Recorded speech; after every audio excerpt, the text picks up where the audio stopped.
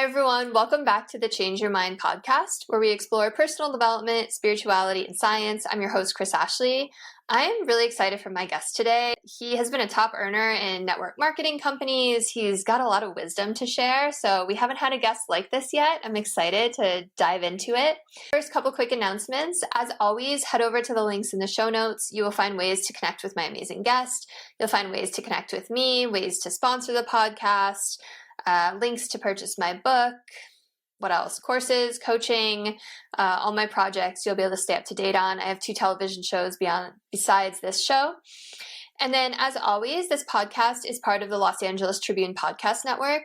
We are doing amazing things in personal development, so come be a part of it. All the podcasts are amazing. The events are incredible. Hope to see you all there. What if the one thing keeping you stuck is the way you think?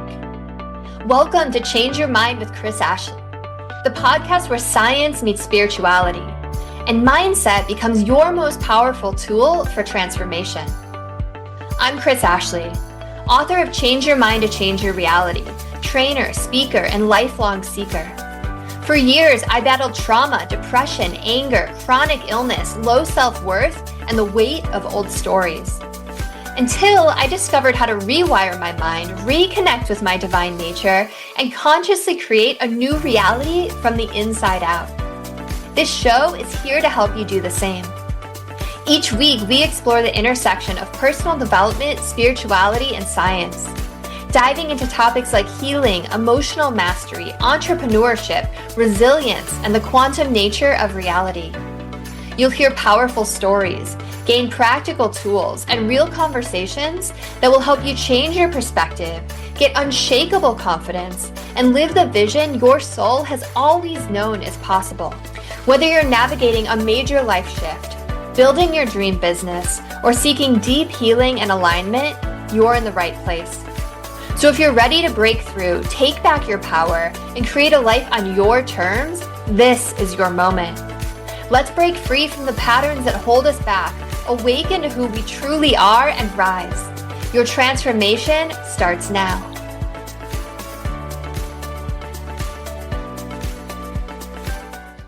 All right, so with me today, I have John Solleder. And John has been a top earner in 4 network marketing companies in a 42-year career. He holds the distinction of being the first President's Cup recipient for one company, as well as being the Dr. Bonos, hopefully I said that right, award recipient for a second company. He has also consulted for several of the top brands in the industry and worked alongside owners, top earners, as well as product formulators. He has written 4 books. The last 2 were Amazon bestsellers. He has been hosting the Leaving Nothing to Change podcast for the last 5 years and interviewed many of the top luminaries in the direct selling industry. This includes the last protege of Napoleon Hill, the current marketers for Og Mandino, as well as many of the top earners in the industry. Some of these industry icons date back to the 1960s, where the current MLM industry had much of its design and growth. So welcome, John. I'm happy you're here. Well, thank you, Chris. And yeah, boy, I got tired just listening to all that. 42 years. And I'll tell you something funny. 2 days ago, I interviewed a guy and we're talking, and young guy, he was like 30. And we're talking, and it turns out he and I graduated from the same university. So when he asked me my story, and I started telling him, and I mentioned where I went to college, he goes, I graduated there from 2017, which, it's kind of funny. It's like, Nice. Yeah, it was kind of nice to talk to somebody who went to the same school. First one of 250 podcasts. That's the first other Seton Hall graduate that I spoke to. So. Very cool. Yeah, it's such a small world, though, right? What is it like? You're always like 6 degrees of separation from someone, or something like that. It really is amazing too. And the longer I do podcasts and media type of stuff, it's amazing how this person knows this person, or they know this person through that person that It really is incredible. I was surprised because I was on your podcast and you were like, oh yeah, I know this guy and that guy and that guy. I was like, wait, really? Because I'm like working with them right now. So, pretty cool. So I told you in the green room that I don't do any prep, and that was a little bit of a lie. I always ask everyone the same first question, and that is, what is your origin story? So what is it that made you want to get into network marketing? Because I feel like that takes a very specific kind of person on a specific kind of journey. Well, it's a great question. Sometimes you don't look for something, it looks for you. Hmm. What happened with me was in April of 1983, I couldn't find a job. I was about to graduate from university, Seton Hall University.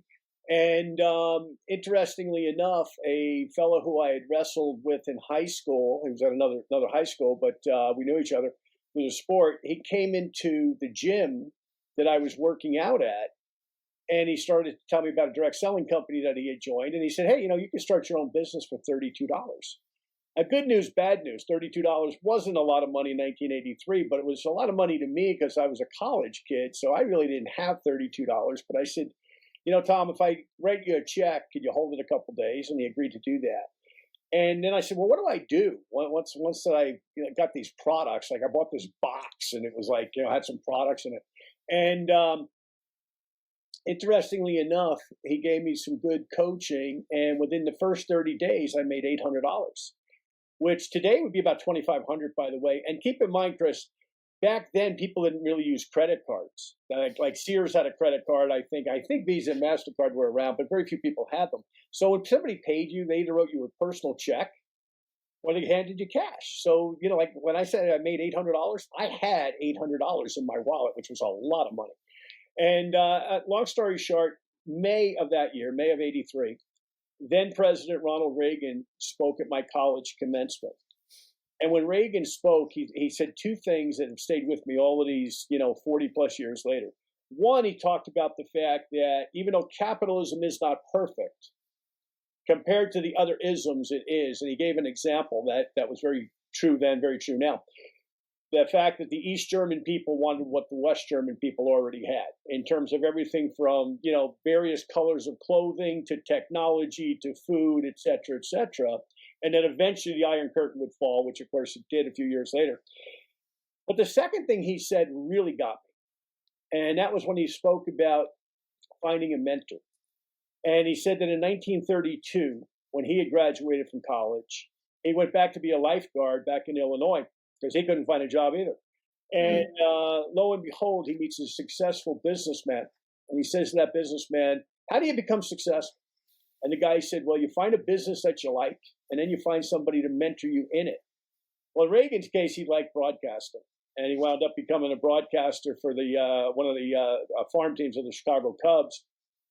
Somebody heard him one day, one thing led to another, and went up to California, and the rest, as they say, is history. Well, then what was interesting was I got that message from Reagan that day. And about 30 days later, I went to my first ever real business meeting. And that was in Hartford, Connecticut. There's about 1,000 people there. And the fellow doing the meeting made a statement. And it turns out that the great Jim Rohn had written these words, and that was this: for things to change, you have to change. And for things to get better, you have to get better. And see, at that point in my life, I thought that I was born in the wrong family. I was born on the wrong side of the tracks. My girlfriend wasn't the prettiest girl in school, like every excuse while I wasn't going to be successful in life. And when I heard those words that gentleman said, it occurred to me that I had to work on me as the brand. So I upped my reading. I started to spend a lot of time in the library, reading things by Og Mandino and by Zig Ziglar and by all these other, people that were sales and self-development people, Dr. Norman Vincent Peale, etc. And self-development field was still a new field then as well. You know what I mean? Like people had been in it, like Earl Nightingale and some of the other great names that helped to develop it as an industry, but it was still kind of new. But I started to work on me. So it wasn't really that I got in network marketing as much as network marketing got in me, and it started to open up all of these pathways of self-development for me, and I started to work on me as the brand. And that was in '83, and by '89, I made my first $1 million, and the rest, as they say, is history. I've had a great career since then, not just financially. Money's just how you keep score. It's really the impact that I've had on so many other people around, not only here in the United States, but around the world. What a cool story. Thank you so much for sharing that. And I love that you said it kind of found you. And it seems like that's kind of how it goes, right? When there's so many times you ask someone like, oh, how'd you get in that? And they're like, I don't know. I just fell into it. Like I wasn't trying to do this thing. and it's like the thing they're meant to do. So, and I also love what you were talking about, like find a mentor. That's so important and something I talk about a lot. So who was your first mentor and how did you go about finding them? My very first mentor in network marketing was a guy named Larry Thompson. And Larry was the guy that said, things to change, you have to change. And we're still friends. He's 80 years old here. He lives in Dallas now also. But he was my network marketing one. But before that, I had a few that I didn't realize were mentors. My neighbor growing up, for example, owned a BMW dealership, one of the first BMW dealerships in America, actually. And when I was a kid, he used to talk to me about business, and he kind of, gave me, some ideas that I wasn't going to get at my house. My dad was a hardworking guy, but he was a union electrician, and he had no desire to ever start or run a business. My mom was a secretary, so it wasn't like at home we ever talked about business. So it's like real life, rich dad, poor dad. Yeah, exactly. And I had another neighbor who was an inventor. And he gave me some great advice too. He actually started a company that made a product that actually reduced viscosity in engines. And when he became successful, still worked on engines every single night, by the way. So I go walking down the street one night, I'm about 15 or 16 years old, and his son had told me about the fact that his company had gone public. I had no idea what that meant, by the way. 15 or 16, your company went public. Okay, I guess, I knew there was a stock exchange, but I didn't know how any of this stuff worked. And I went down, his name was Frank Reich, and I went down and I started talking to him, and he was smoking a cigarette, he was working on the engine, he's got oil all over his arms and everything. And I said, wow, congratulations, Mr. Reich, and it's great what happened. And he looked up and we started talking a little bit. And I said, if there was one bit of advice you could give me, what would it be? And he said, don't be afraid to fail. I love that. He had been an engineer, he'd gone to Syracuse University, great school. And he had a number of inventions that he had patents on, but none of them ever really made him financially successful until this particular product he developed. That's still out there, by the way. His son still run that company.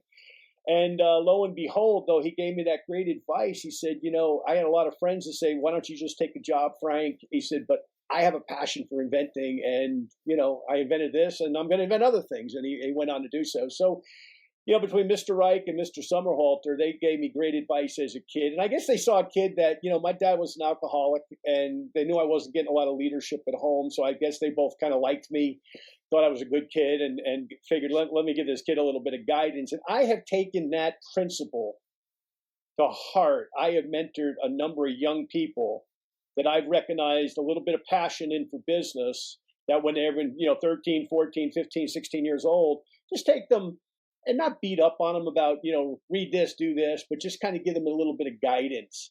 And one young man down in Houston, he's just kicking butt with what he's doing now in the construction field. And a few other young men that I've counseled over the years are doing real well. So I'm real happy to be able to give back some of my life experiences like those two guys gave me some early on.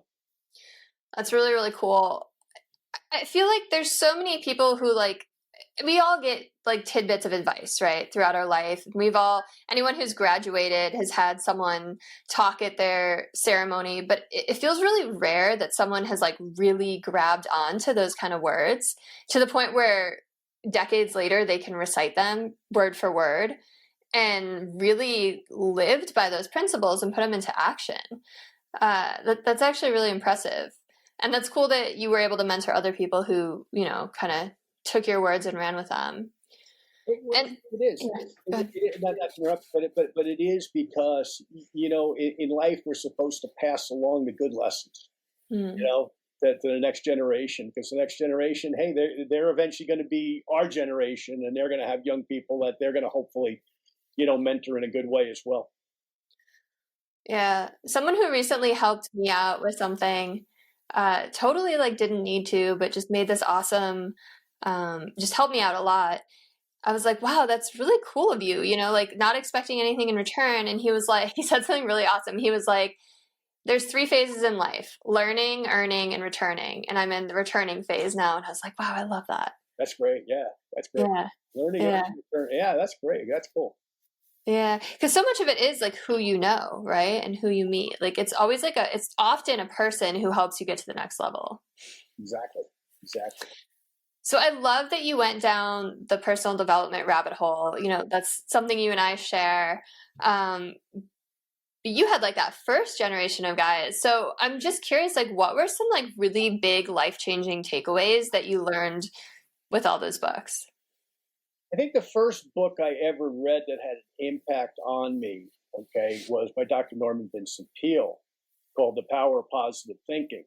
I had spinal cord surgery when I was 17. I had been hurt playing football, and it turned out I was actually born with a disease called spondylolisthesis, where my vertebrae were wrapping around my spinal column like this, choking off the nerves in my right side.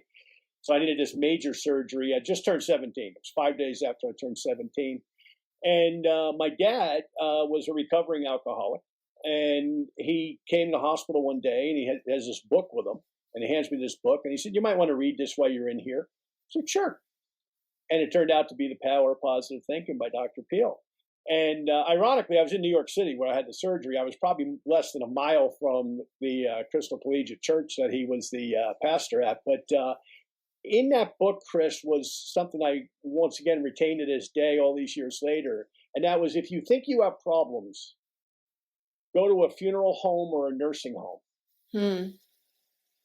And watch what's going on. And I thought, hey, you know what? Yeah, I'm in the hospital. I'm debilitated right now. I got a long rehab ahead of me. I may never play sports again. And I came back and I did play sports again. And anyway, I'm kind of depressed. You know what I mean? Like, my friends are out having a good time and I'm laying in a hospital bed.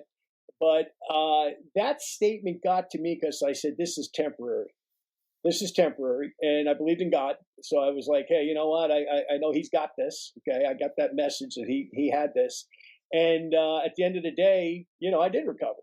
Okay. I'm never perfect, but at the end of the day, who is? And that message from that book appeals got to me. And then a few years later, when I got into all the network marketing stuff, I got exposed to people like James Allen, and a little tiny book about this big. You could read it in a half hour, called As a Man Thinketh. And it talked about the law of attraction, that we attract what we are, not what we want to be, okay, but what we are. And that made a lot of sense to me. And then, of course, I read The Greatest Salesman in the World by Og Mandino, and on and on and on. And then a few years later, when I wound up coming down here to Dallas, I actually met and spent time with Jim Rohn.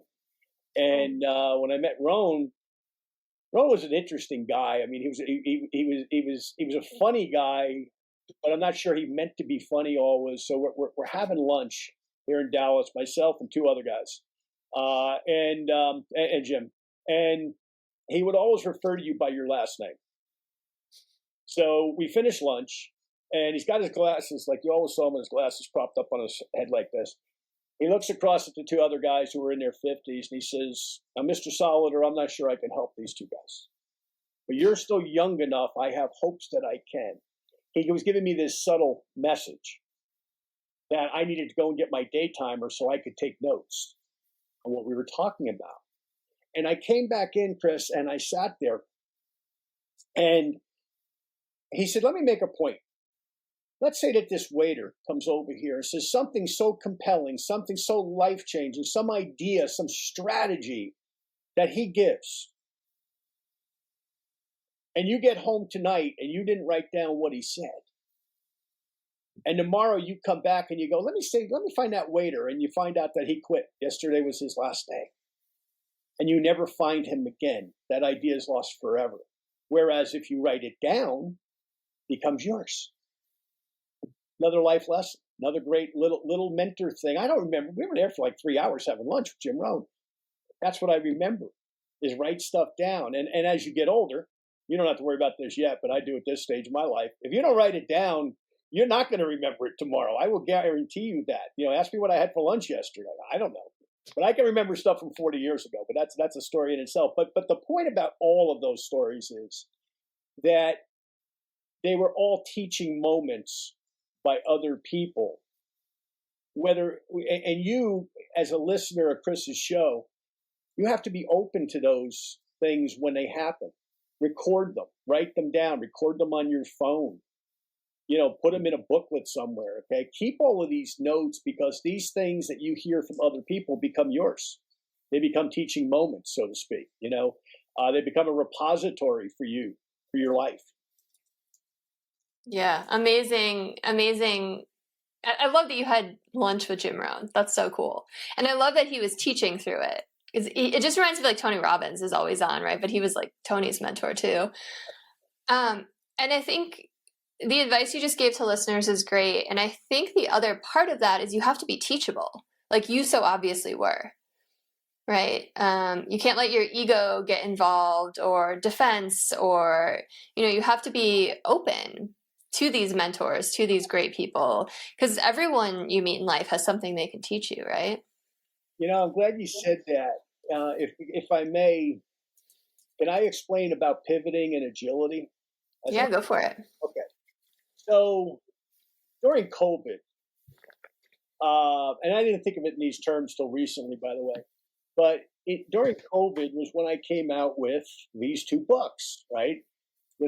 Moving up 2020 and Leave Nothing to Chance. Now, you come out with a book in December of 2019 and another one in February 2020. You don't have worse timing to bring a book out, especially when you do public speaking to promote your books, which is what I do, network marketing. But on the tail end of that is, oh, by the way, buy my new book, right? And I had them ready in Spanish as well. I have a very big Spanish following in Mexico and the Dominican Republic and Colombia. So I had 60 cities I was to be in over the next 12 months. This was in early 2020. Well, we know what happened, right? Right. So all of a sudden, I realized that I had to pivot. And when I say pivot, think of it like in basketball, right? If you have your back to the basket, your teammate comes down the court, he throws you the ball, then you got to pivot on your foot, turn around and face the basket. Well, that's kind of what I had to do. I kind of had to pivot to the fact that, hey, you can't do these 60 meetings. What are you going to do? You have $40,000 invested in a couple years of your life putting these books together. And I think they're valuable. I think people should read them, certainly network marketing. And what are you going to do? So I pivoted. And what did I do? I started a podcast. That was the pivot on the books. Where the agility came in is real simple. About a year ago, not even, well, yeah, let's call it a year for argument's sake. About a year ago, I was one of those typical guys in his 60s that if you said AI, I was like, talk to my son about that. Don't talk to me. Mm-hmm. I don't want to know about AI. I know what it is. I think I know what it is. I get Chat GPT and, blah, blah, blah, but I don't understand. I was kind of like this, right? And yet my self-development training always taught me to be teachable. Your word a few minutes ago, which is the right word. And I said, I need to start to investigate AI. I get a guy from Las Vegas that contacts me, like I contacted you to do your show, contacts me and says, hey, I want to be on your show. I get talking to this individual. I find out he's an AI expert. I said, hey, can you show me some stuff with AI? He goes, better than that. He goes, I actually contacted you through AI. I'm like, whoa, that's interesting. So one thing led to another, and I got real open to AI. Okay. And I started to use it not only in my podcasting, which, I do for fun. I do it for contact people, get to know new people, etc. But I started to use it in my business, and it's a game changer. Yeah. Like, it's not going anywhere. This is 20 years ago, Bill Gates said, hey, if you're not on the internet, you're out of business. Well, now I believe that if you're not using AI in your business, you're probably not going to have a successful business. I don't care what you're selling. I don't care what you're marketing. I don't care if you're a local health club or you have an international business like I do.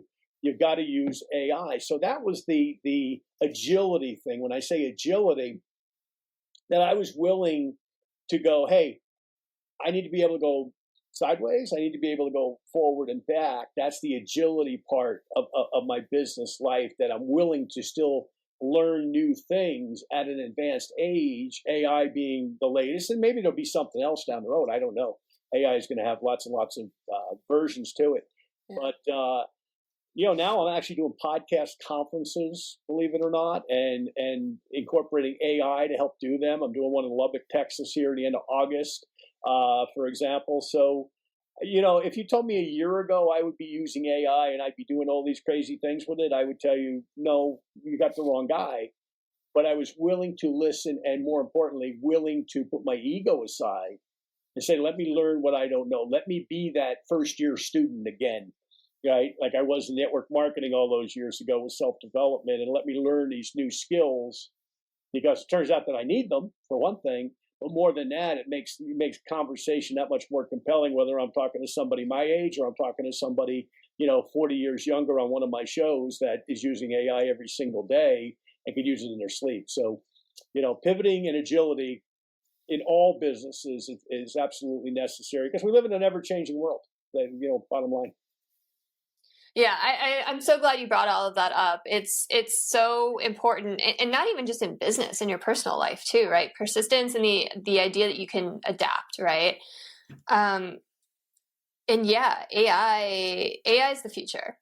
And I don't know about you, but at this point, I don't even use Google anymore. I just use ChatGPT. And you could use it for everything, like yes, podcasts, for business, for marketing. Like it's great for writing emails and ads. But I also use it for personal development stuff. I've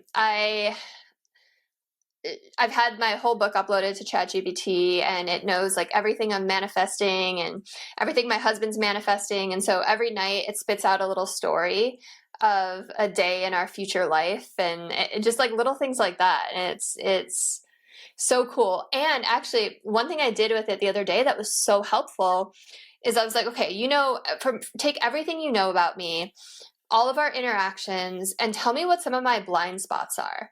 Like, where do I need to grow? And it totally nailed me. And then it gave me like little tips on how to work on those things. And it's so incredible.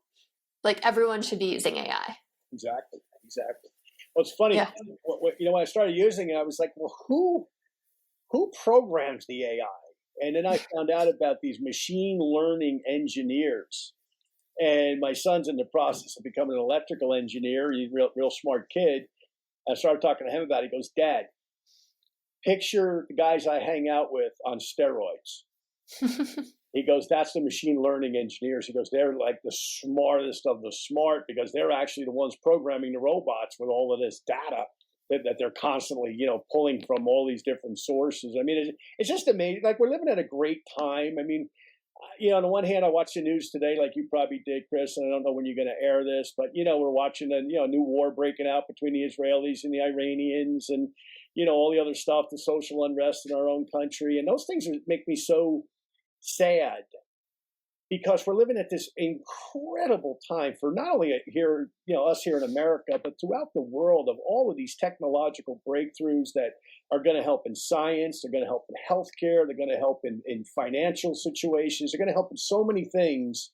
We just got to stop killing each other and get real smart about, hey, let's get on the same page that humanity needs to work arm in arm with one another, to have a better world. And I think there's a lot of people on that page. I think there's more people on that page than on the other pages, frankly. But yeah, we all got to get on those pages that, we got all of these great and wonderful things that have been created. I know in the medical world, I talk to a lot of doctors on a regular basis, and some of the breakthroughs in science that have just happened in the last couple of years using AI. Yeah. Unbelievable. And where's it going to be in 5-10 years down the road? Yeah, so there's so many great things happening. We got to keep as illuminators of self-development like you are and I am, we got to keep people on the right track that, hey, the best is ahead of humanity, not behind it. Yeah, absolutely. And I couldn't agree more with that. It's like we are living in such an exciting time. And also a time when science is backing up what spirituality says, right? We have things like neuroscience and epigenetics and quantum physics converging with spirituality. And it's so exciting. And there's so many enriching conversations to have. And I think what you said, those people who are leading the path on personal development, it's so important because our inner world creates our outer world, right? Angry people can't create a peaceful world. So people have to do their own inner work for us as a collective to be a peaceful civilization. And yeah, I do hope that there's something big that happens that unites us. I was hoping it was the pandemic, but maybe that was just kind of the start of it. And as for AI, like I think about that all the time. I have a toddler. I'm like, wow, he's not going to know what it's like to live without AI. Yeah. Exactly. What a crazy thing. Yeah. I'll be using it in kindergarten probably, Yeah. Yeah. It's wild. Yeah, like my generation, I'm turning 40 this year, and my generation was the last one to grow up without the internet, but also have the internet. Like it kind of came when I was in like junior high-ish. So yeah, that's even like such a trippy thing to think about, right? Life before the internet.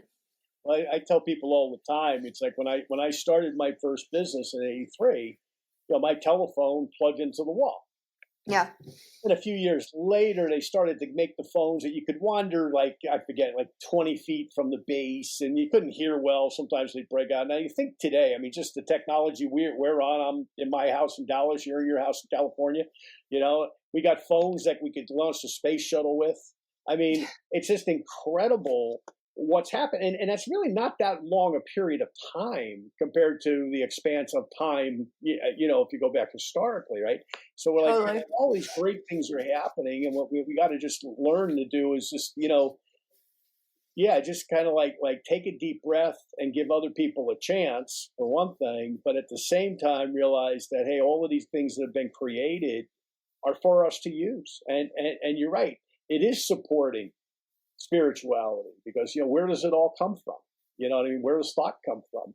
I mean, just in terms of the brain, I might be wrong on my numbers, so if I am, I apologize.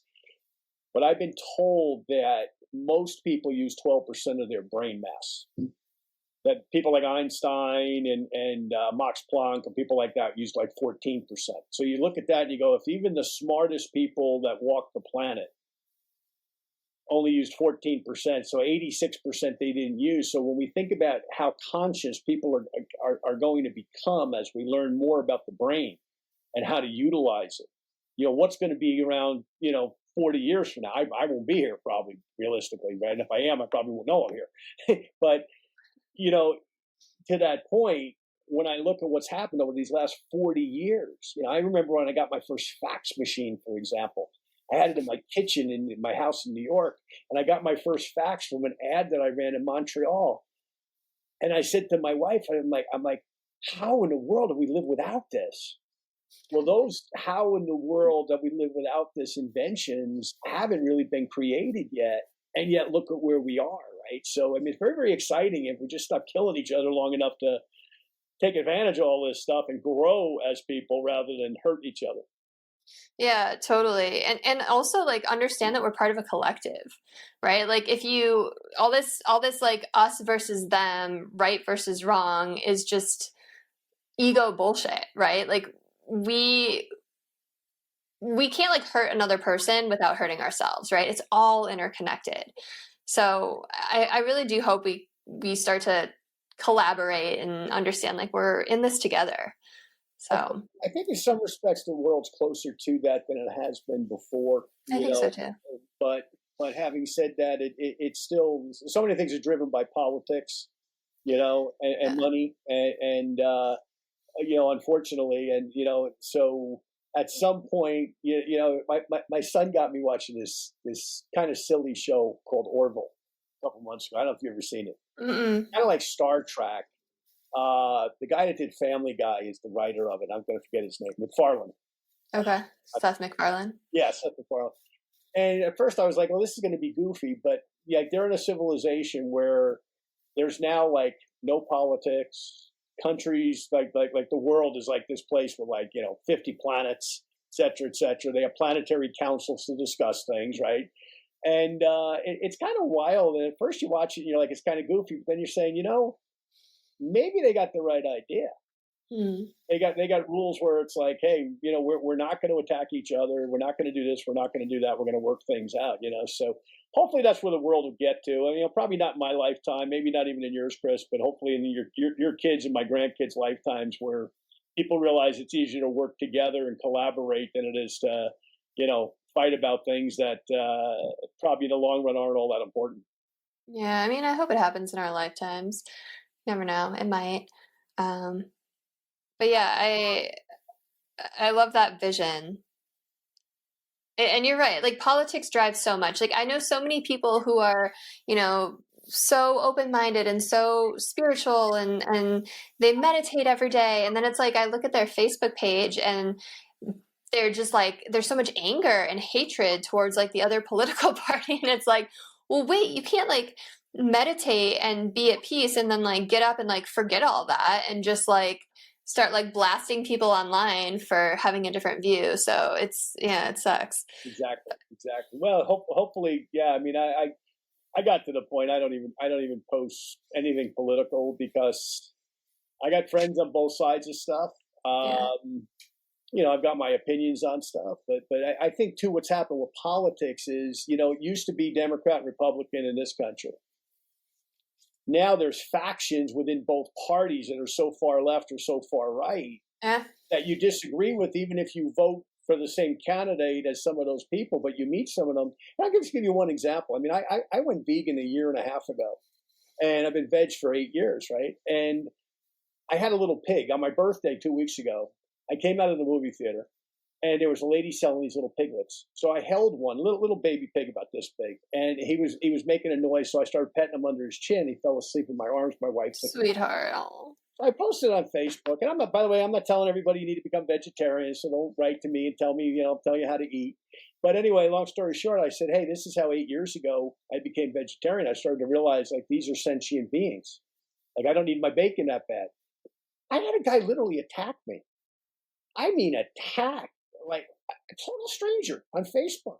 And I mean, not attack me like he wanted to debate me, because I even said to him, hey, why don't you come on my show and let's have a debate? You bring your science, I'll bring my science. We didn't go for that. Just like vitriol, swearing at me because of how I choose to eat.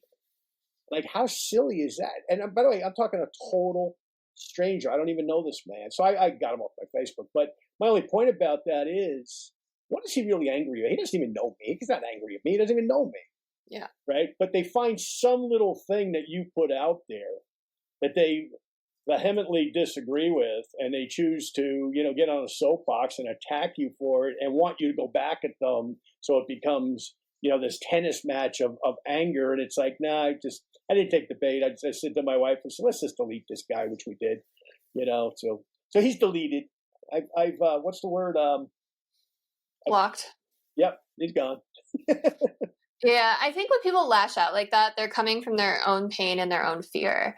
I posted a reel maybe like a year ago, and I was just like, for people who are internet trolls or like the keyboard warriors, like, what do you get out of it? Like, and it was amazing. This one guy on YouTube gave me like the most honest answer. He was like, it makes me feel better. He's like, when I'm feeling shitty, it makes me feel better. And I was like, wow, thank you for your honesty. But it just goes to show, like, hurt people, right? And again, like, people who lash out like that or are angry, like, outside things don't make them angry. They're already angry, and outside things give them an excuse to, like, vent that onto the world, right? So that they don't, like, boil over. So, yeah, it's good that you know that has nothing to do with you. No, they just, people just need to learn how to breathe. And I won't say I always was that way. I mean, I took the bait earlier on in with Facebook years ago, but now it's Sure.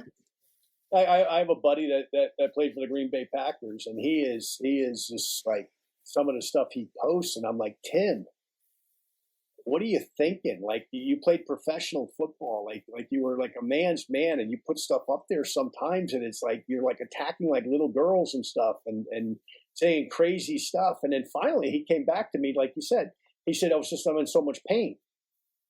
I go, "Yeah, but don't try to put other people in pain, because you're a better man than that." You know what I mean? And so like I said, sometimes people just, oh, I think they just want to fight for the sake of fighting. They don't even know what they're fighting about. Like, if you want to fight based on principle, like I said, like with this guy, if he came on my show, I would have heard him out. Give me your point of view. I'll give you mine. Yeah. And like, we could be friends. Like, and then we could go out. You can have a hamburger and I'll have a veggie burger. But you don't want to do that. You want to instead, I mean, I won't even say on your show, but with some of the stuff he said to me, I was like, if this guy was in the same room with me, he never would have said this stuff. Yeah, totally. Right. You feel like emboldened, anonymous behind a screen. Exactly. They're keyboard warriors, So anyway. Yeah. Yeah. I think like one of the biggest lessons I've learned in life is that what other people say about me and do to me says so much more about them than it does about me. Exactly. And it was a really hard lesson to learn. But once you get that, it's pretty freeing. Yeah, well, you're right, and you know what? A lot of times, like you said, I mean, it's their anger about something totally unrelated to you personally, and you just let them rattle on and move on from it. Like I said, I don't take the bait, from people. Um, I'd much rather talk about AI, podcasting, clip farming, building businesses, building companies, building sales organizations, doing things that are productive, not only for me, but for other people that I can teach them, that can bless people, as opposed to just being angry because, I love Donald Trump. I hate Donald Trump. You really think Donald Trump cares? He's got a big job to do one way or another. He's got his own problems. You know what I mean? Like at the end of the day, or Joe Biden or whomever's in office at the time, and I met years ago, I was on a board for a company here in Dallas, and I wound up going to some events in Washington, and I met some politicians, and I got to tell you, most of them don't care about their constituency at all. Okay, they care about you when it's time to raise money. Otherwise, they don't know you're alive. And I get to know some of these, and I was like, and I get it, and it doesn't make them bad people even. I'll even defend them. What it is that their job is to get reelected and stay in power because that's how they pay their bills. It's a job. Yeah. And when you see it through that lens, you realize they're going to say and do what they have to do to appease the people who are going to keep them in power. Because let's face it, it's a good paying job with a lot of benefits. I wouldn't want to lose it either. So, they're playing defense for their own reasons, which has nothing necessarily to do with you as the voter. So if you realize that, you kind of calm down on these things and you realize it's a business too. Yeah, totally. I think anyone that doesn't understand that is just kind of got the rose-colored glasses on, right? Like, of course they don't. But then you have, like, I'm a big RFK Jr. fan. We don't have to get into politics, but I'm like, someone out there is like trying to do good at least, right? Like, I don't know. So there's still the good people out there, I think. Well, somewhere here, yeah. I mean, the show I occasionally host on Top Doctor, RFK was on the cover about 2 months ago. So I'm surprised. Was it in a positive light? Oh yeah. Okay. Yeah, he wrote the article. Okay. He's smart like that. He's not going to let anybody else write it. But yeah, I share your likeness of him. I actually wish that, or hope that, maybe he takes a run here in 2028. We'll see. He's got my vote if he does. Well, what's funny? I mean, we talk about podcasting for a minute. What's funny is if you look at this media that you and I are both part of podcasters across, the United States and the world, in the English-speaking market now, there's over 4 million English-speaking podcasts. That number's grown from 3.7 million about 6 months ago. But here's the other thing that's interesting. Trump got on over 100 podcasts. Kamala Harris got on 4. Now, what's my point on that? Okay, is his son, Barron, I guess, had told him, hey, Dad, you know what? 18 to 35-year-olds are not watching Fox, MSNBC, or CNN. And I started thinking about that from this standpoint. None of my 3 kids own televisions. Now, my 2 kids that live with me and go to school here, they don't even watch TV. If my son wants to watch a ball game, like, once in a while he'll watch a football game or hockey game, he watches it on his computer. So they're not even turning into those 3 networks that we think, my age anyway, we think those are the 3 sources of news. The reality is that 18 to 35-year-old metric, they're not listening to that, but what are they listening to? Podcasts. So as we get to 2028 and beyond, I think we're going to see more political candidates get on podcasts and say, hey, let me talk to your 500 followers, 1,000, or whatever you've got that religiously listen to your show. Let me tell you what I stand for, or don't stand for that matter. And, they can make their decisions. I think we're going to see this media explode the next, 5-10 years. Totally, because it's independent media. It's not bought by whoever. Everyone understands. I love, and I guess I'll keep talking politics. I love that Bernie Sanders and someone else just proposed that new bill. And this is probably going to be like so outdated by the time I post this. they just proposed a new bill to take off pharma ads from TV, from social media, from I think the internet in general, which would be huge because pharma buys like 80% of the ads for CNN and Fox and CNBC and MSNBC. So those stations are so bought out that they can't report things objectively. Right. And I think everyone knows that, right? Everyone knows that there's an agenda. So people my age and younger are going to these independent news sources. Like I'm a big Joe Rogan fan. And like, I think if Kamala would have gone on Joe Rogan, she might have done a lot better. Yeah. Well, I mean, I think in a big way, I think he helped win Trump the election. Joe's got a huge following. Yeah. One, and number two, the long form. I mean, people want the shorts, right? I mean, I do shorts, you do shorts, we all do shorts, right, for our shows. But at the end of the day, long form, you really get to know somebody that maybe you didn't know them previously, you know. So I think, like I said, I could be wrong. Wouldn't be the first time. But I think you're going to see a lot of candidates reaching out to people like us and just saying, hey, let me get on your show because, you know, whatever you have 500 followers, 1,000 followers that are religiously listening to your show, guess what? If I can't talk to them otherwise, and you look at these elections, I mean, they're razor thin in terms of who wins. The last 3 or 4 presidential elections have been, margin of error, going back to Bush 2 and Gore. I mean, you're talking, I think it was a couple thousand votes in Florida. Yeah, it's pretty crazy. Determining the election. So to that point, it's not like, well, I need to go only to Joe Rogan, who's got millions of people listening. I better go to the person who's got an audience that listens on a regular basis, And by the way, and Bobby Kennedy has figured that out. Bobby's been on a lot of these shows, and he reaches out to groups that are otherwise, small groups. They might be part of other larger groups, but he talks to small groups all the time. I heard him speak in New York a few years ago, for like 20 boat owners when he was working on the Hudson River project. And I learned something from him that day. That was magic, and I think he learned it from his dad and from his Uncle Jack, and that was that the boat owners love the Hudson River for one reason, that you can run a powerboat on it. Conversely, there were people that did a lot of hiking and even foraging, for vegetables and fruits that would grow along the Hudson River. Anyway, he has this group on a Sunday afternoon. There's only like 20 of us. And you walk in, and it's like the one side of the room are like the people in like Birkenstocks, right, with their hair braids. They're sitting on one side. The boat owners, you could tell, they're sitting on the other side. and what was so amazing is he made this appeal where he said, we all love the river for the same reasons. And he spelled them out like I just did. And Chris, that 45-minute to an hour talk that he made, at the end of that, they had coffee and cookies and stuff.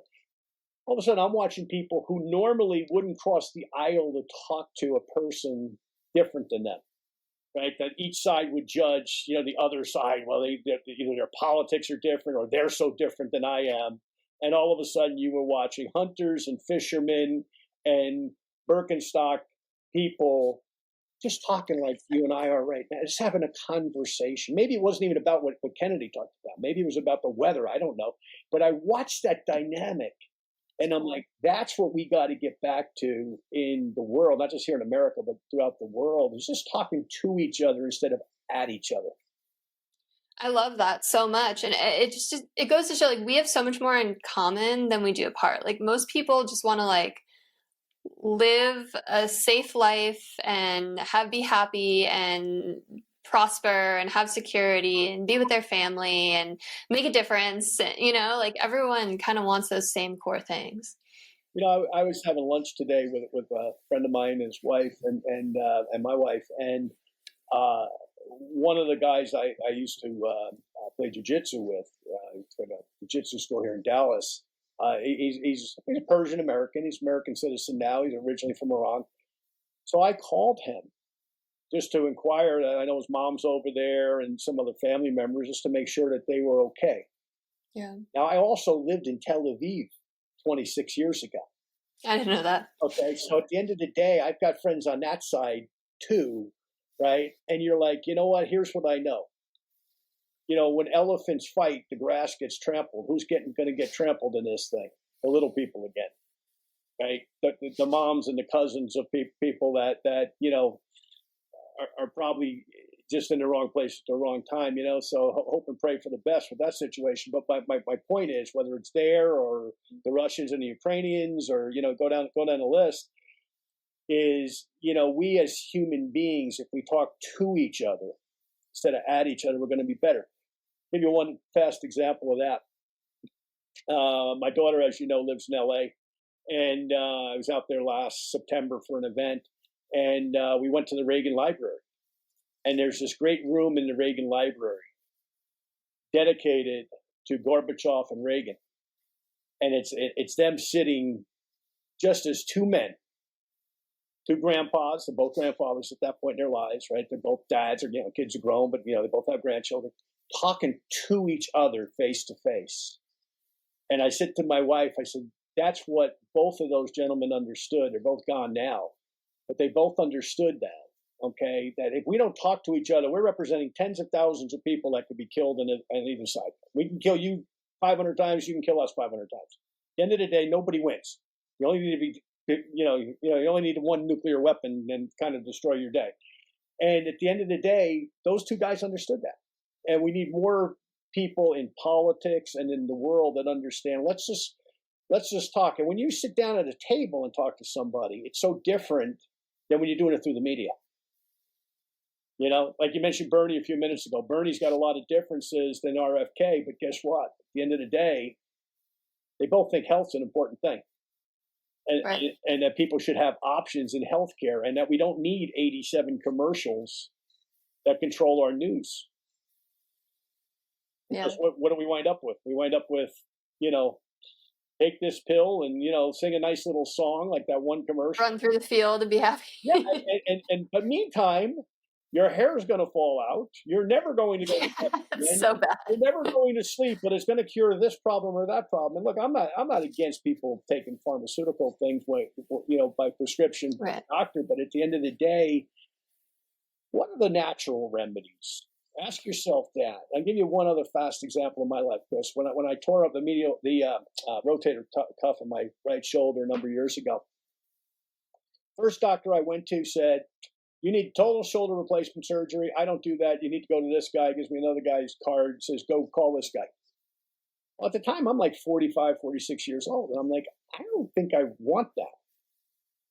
I go to another orthopedist here, and he gives me all of these stretches to do, physical therapy, eventually stem cells, PRP. Okay. Well, guess what? Here I am, 64. There's my shoulder. Okay. Now, I don't know if I had had the surgery, if it would have been better or worse, but here's what I know. I wasn't ready to have it. I didn't want to hear one size fits all. I wanted to hear, well, what else can we do? And we did these things, and this second doc turned out to be right. That's what I want in healthcare. Yeah. I want a doctor who says, hey, John, let's try all of these things. And if nothing works, we go to surgery. Or if nothing works, we go to meds. But let's try, let's try let's try some of the natural things we can do. How about you change your diet? How about you eat more fruits and vegetables? That's not going to cure your shoulder, by the way. But what if you do that? You got a lot of inflammation. Something might. It certainly won't hurt. But you know what I'm saying? It's like I want to hear all of those options. Yeah. And of course, the final option is the surgery or the meds. So, and I think that's what most Americans, that's what we want to hear. Is we don't want to always hear, take another pill. And my God, some of these people in these nursing homes, they're on, so many different medications. It's like they got to be canceling each other out or doing something. I mean, and half the time they don't even know what they're on. And then you get side effects. You get pills for the side effects of those pills, and it's just this cycle. And I'm such a proponent of natural medicine. My listeners know that. You probably know that too. And so much of it too, comes back to mindset, like we were talking about, right? Like the placebo effect is real. What you believe will cure you will cure you. So if you believe that you can fix your shoulder with exercises and stretching and maybe losing weight and, all of these things, addressing inflammation in your body. There's so many things. It's so much more likely to happen. Exactly.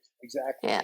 Exactly. Yeah, it's an exciting time. I really, really do hope, RFK and all these people can bring a lot of change. I'm very hopeful. I think he's already doing that. I think he's going to do a great job. And that, by the way, that doesn't mean every single thing he says that I'll agree with or you'll agree with.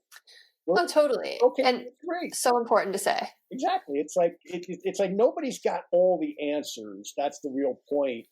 But at least let's have dialogue. That's the real secret sauce, so to speak. Is like let's discuss these things. Yeah, I mean, it goes back to what you were saying earlier, where it's not just Democrats and Republicans anymore. There's super far right, there's super far left, and I don't know. Like, I also love Bill Maher, and he's like, I haven't changed, but like my party's changed, right? And it's so interesting. And I was also thinking about what you said. You said so many like gold nuggets. I was kind of like jotting down on the side because I was like, oh, I want to like highlight that for people. You were talking about like people need to sit down in real life and have eye-to-eye conversations, not just through the media. And even through, I mean, like this conversation's great. Like you and I are comfortable doing this where it's like you almost kind of forget there's listeners that are going to be happening. But there's something about being in someone's energy where you can just empathize with them more, right? You can feel more compassion. You can kind of see things from their point of view more. So I think it's so important. It's kind of something we've lost a little bit, right? But I thought it was important you brought that up. Well, I think like anything, I mean, like the internet's great, but one of the things we've lost in business sometimes is we do everything, on the internet, by Zoom, by Riverside, by these other technologies, which are great because it does save a lot of travel expense.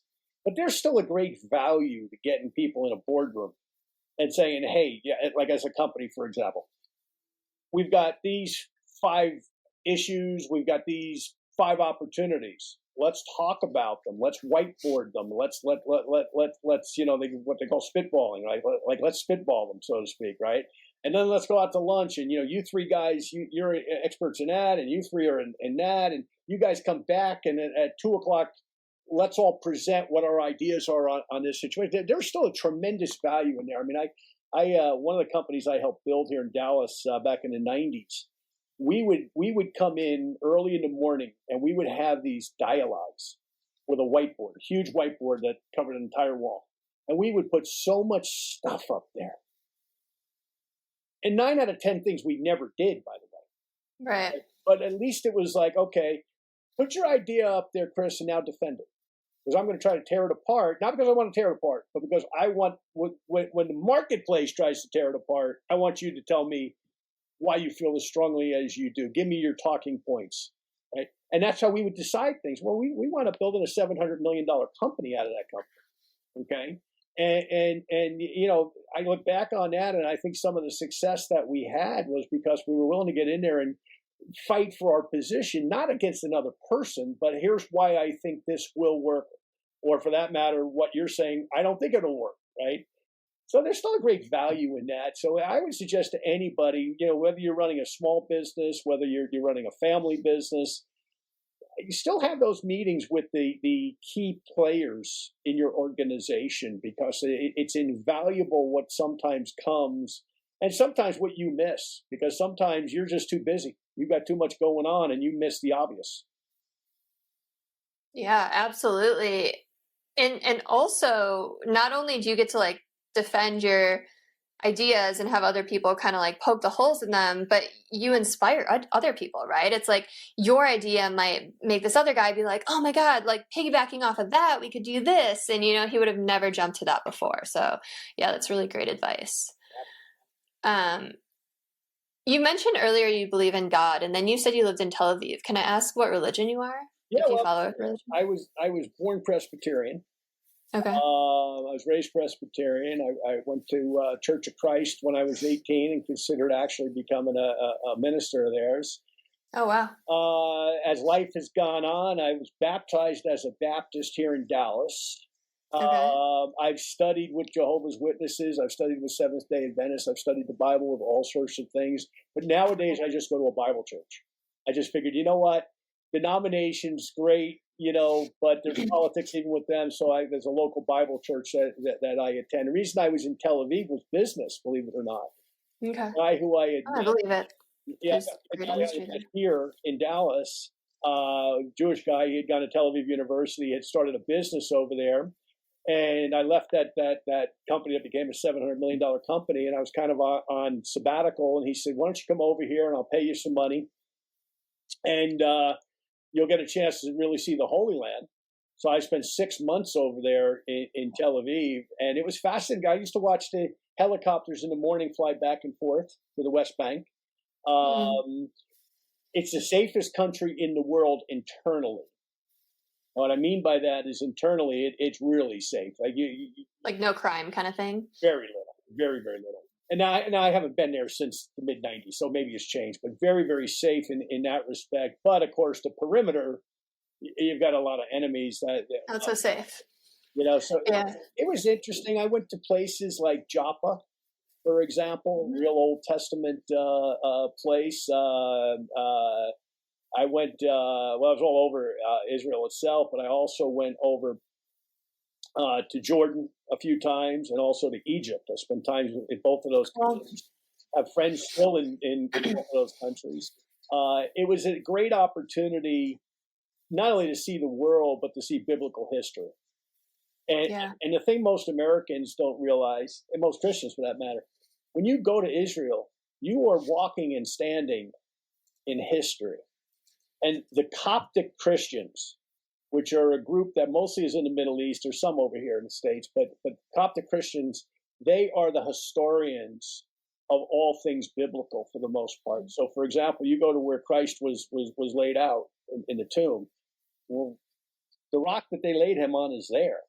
You can't touch it. You walk around it and look at it and stuff. And these guys are actually kind of in charge of that. So it was terrific from that standpoint. Got a lot of Old Testament history as well, obviously. So yeah, it was a fascinating time in my life. And then my mother got sick, and that kind of led me to my next business venture, because I found a product at a McGill University that I became the chief architect of marketing for 29 years ago. So it's kind of weird. God had a different plan. I actually saw myself living in Israel the rest of my life. Wow. Because what people don't realize too with Israel, if you look on a map, I'm a New Yorker originally, so we tell people New York's the center of the universe. We're actually lying to them. Actually, Israel's the center of the universe. If you look at it, it's kind of like if you took a big map and you put it in your office, you'd see Israel's kind of right at the center of it, which I think is why so much of our history starts there. But it was fascinating. But I got to know people of all different faiths and all different political persuasions, by the way, living in that part of the world. And here's the funny part. We think as Americans, because of our news, again, everybody over there hates each other. You find a lot of people intermarried, okay? And you find a lot of friendships, okay? And then all of a sudden everything blows up because of a small group of people, and they destroy everything on everyone else, which is kind of sad. Yeah, totally. Yeah, I mean, so I have like 30 family members in Israel. I've only been twice though, but that was what was cool. Like, just to go off your point, what was cool about Jerusalem is it's like you have the Muslim quarter, you have the Jewish quarter, or I don't even, do they call them quarters? Because there's only 3, and then the Christian area. But it's like everyone's sharing Jerusalem, But yeah, I asked because I was thinking about what you said about like Iran versus Israel, and like if we could only just like talk. And I've been watching The Chosen. Have you seen it yet? And I admittedly like did not know the stories of the New Testament. I was brought up without religion. My dad's side of the family was Jewish. My mom's side was Catholic, but my parents decided like we weren't going to do that. And so I had no idea the stories, and I'm like kind of falling in love with Jesus a little bit. And I'm like, wow, I get it. Like I get the whole, like, what would Jesus do? It's like such a great way to live your life. Right. But just something like that, like learning someone else's point of view just goes so far.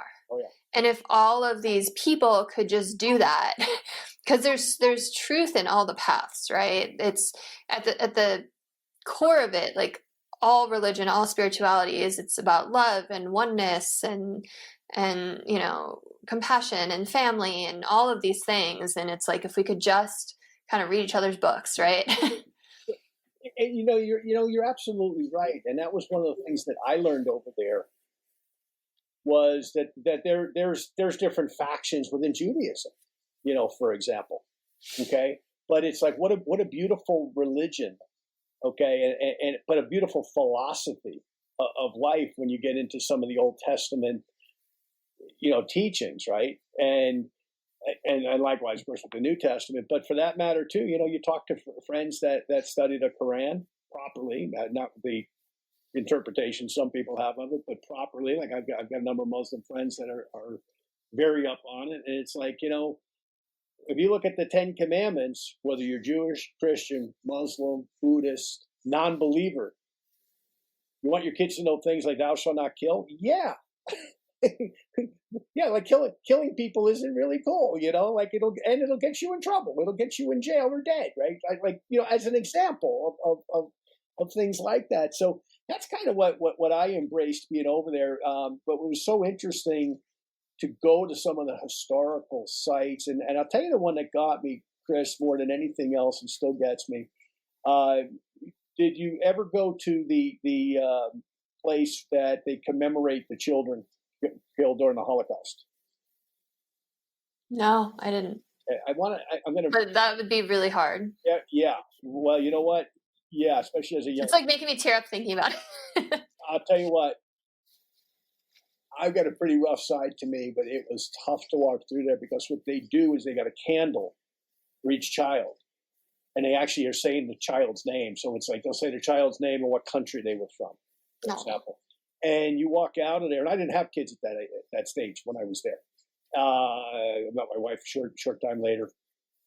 And point being, it's like, man, it just tears your heart out. And you're like, how did the world let it get that far? Yeah. And we can never, and Jewish people have it right. We can never let that happen again. It's like, if you see it happening, you have to do something about it, So in that respect, I think, I'm not sure this current circumstance, I'm not commenting that way, but yeah, we can never let things get like that again. It wasn't good for anybody. And you think what we lost, and I'll tell you something else we lost there that's interesting, because I study science a lot, is there were so many scientific inventions that the Nazis killed off. Okay, that were being created, like at the Max Planck Institute, for example, in Germany, by a lot of Jewish scientists. That they just killed this stuff off. It's like the science never existed. Stuff that deals with things like cancer and all today, that these guys maybe had figured out in the 20s and 30s, for example. I didn't know that. I knew the Nazis themselves were really into like advancing science and like certain aspects, but I didn't know that they did that.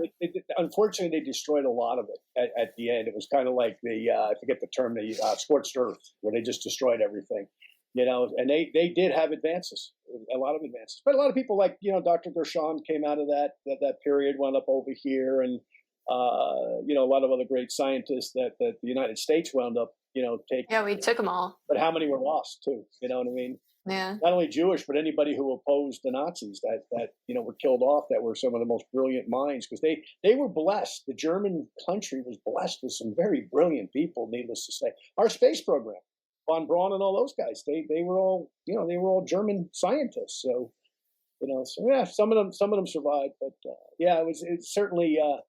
The more you know history, the more you realize when you see some of the mistakes being currently made by humanity, it's like, guys, let's just stop this, Yeah, like we know where this goes. Yeah, like we really have such an incredible time that we've been given. Let's take full advantage of it, instead of doing some of the things that our ancestors did that didn't turn out well. Yeah. Wow, John, this was a great conversation. What I love about doing these shows is I don't plan anything, and the conversation goes where it's going to go. And sometimes it doesn't work out as well, and sometimes it's just like a jackpot, and I don't even know what I'm going to title this episode. But I loved just your insights, and you're so easy to talk to, and I've already gone like 15 minutes over, so I want to respect your time. But thank you so much for coming on the show. I'm sure there's so many amazing takeaways listeners are walking away with, and I'm sure people want to know where to connect with you. So if you want to just take a moment and just let people know. Probably the best bet is johnsolleder.com, Solleder. My name's right there. You can see it, johnsolleder.com. You can reach me there. If you want to hear our podcast, okay, it's on YouTube under John_Solleder, but you can probably just Google it and get there as well. We originally called it Leave Nothing to Chance, but we've kind of gotten away from that. We just kind of got it under my name now. We are on Rumble also. We haven't put that many shows up there, but those are the best places to get a hold of me. And yeah, whatever you want to talk about, folks, feel free to contact me. I love to talk to interesting people, and I'm always looking for great podcast guests too, Chris, like yourself. That's how you and I connected, So anybody who thinks, hey, I want to get on a podcast, contact me. Tell me about yourself. Let's see if we can get you on a show. Yeah, you're a great podcast host. So go check out John's podcast. Again, thank you so much. Such a pleasure to talk to you today. An hour and 15 flew by. If you are listening and there's someone you think this would resonate with, send it to them. Like, comment, share, subscribe. Let's all help lift humanity up. Have a beautiful rest of your day, everyone.